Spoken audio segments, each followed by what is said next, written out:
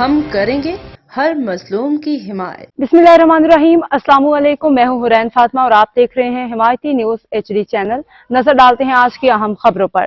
یوم دفاع پاکستان کے موقع پر پاک فوج اور شہدائے وطن کو خراج عقیدت پیش کرنے کے لیے ریلی کا انعقاد۔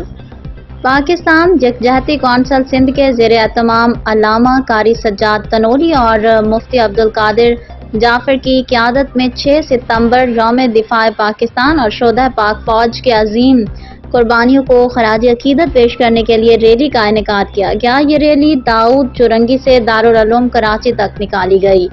ریلی میں عوامی خدمت الائنس کے صدر لال خان سمیت ہزاروں کی تعداد میں محبان وطن نوجوانوں نے بھرپور شرکت کی۔ شرکاء نے پاک فوج اور وطن کے شہداء کو خراج تحسین پیش کرتے ہوئے قومی پرچم تھامے ہوئے ملک کی سلامتی اور استحکام کے عزم کا اظہار کیا۔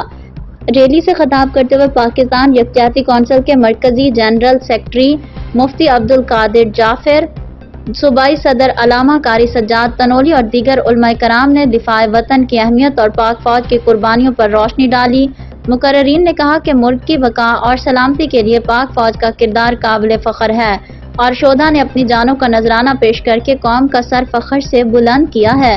ریلی کے اختتام پر ملک کی ترقی، سلامتی اور استحکام کے لیے خصوصی دعا بھی کی گئی۔ ظہیر عباس کی رپورٹ۔ اب تک کے لیے اتنا ہی۔ مزید خبروں اور اپڈیٹس کے لیے دیکھتے رہیں حمایتی نیوز HD چینل۔